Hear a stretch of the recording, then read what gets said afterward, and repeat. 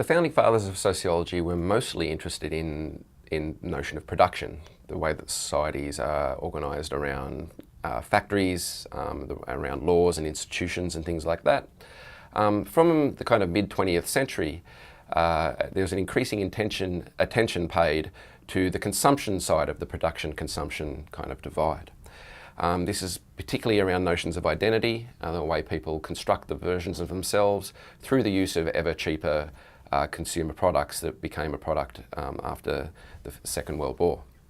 So consumer culture in this sense is a sociological term for thinking about the everyday nature of the things that we consume, how they're kind of a way of life, and how they make up the kind of tools that we use to present ourselves and to kind of promote our self-identity. So consumption in this sense isn't just about what you eat or drink. Consumption from the sociological perspective is basically everything you buy and even the things that you watch and listen to. If you listen to a song from a sociological perspective, we're saying that you are consuming it because you're listening to it, it's part of yourself, it becomes kind of embedded in your future, the way that you think about the world.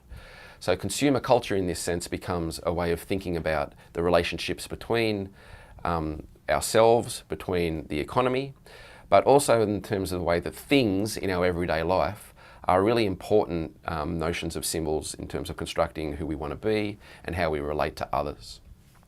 A key way of thinking about this is the kind of neo-Marxist term of commodity fetishism, where we increasingly give almost inanimate objects human-esque qualities. So, you know, people will name their cars or, you know, really have very detailed record collections of, you know, having 7 versions of a single of the one artist and get the Japanese version and stuff like that, where they really kind of, I suppose, allay deep meanings into these kind of everyday things. And they become very important for the way that people think about themselves.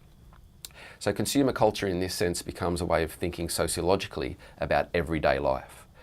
There's broadly critical aspects of this in terms of the Frankfurt School, who argue that consumer culture kind of stupefies us. We watch kind of dumb movies, we're too worried about keeping up with the latest fads, and for these kind of theorists it means that we're kept in our place, that we don't think too much about the world, that we don't have a revolution that Marx argued should happen as inequality becomes more and more the norm, and we become more and more alienated.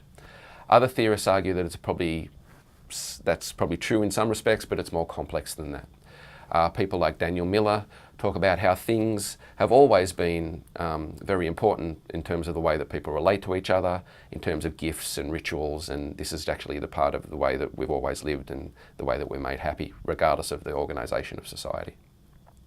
So consumer culture in this sense, since the 1950s in particular, has become a way of thinking about the everyday.